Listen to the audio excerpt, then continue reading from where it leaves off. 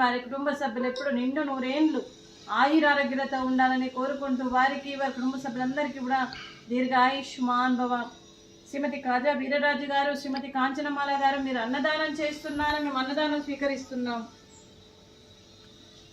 ఈరోజు అన్నదానానికి సేమియా పాయసము,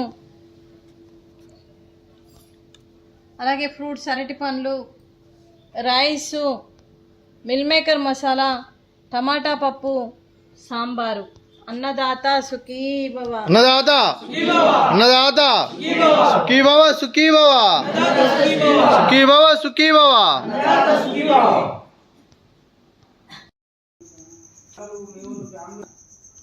అమ్మా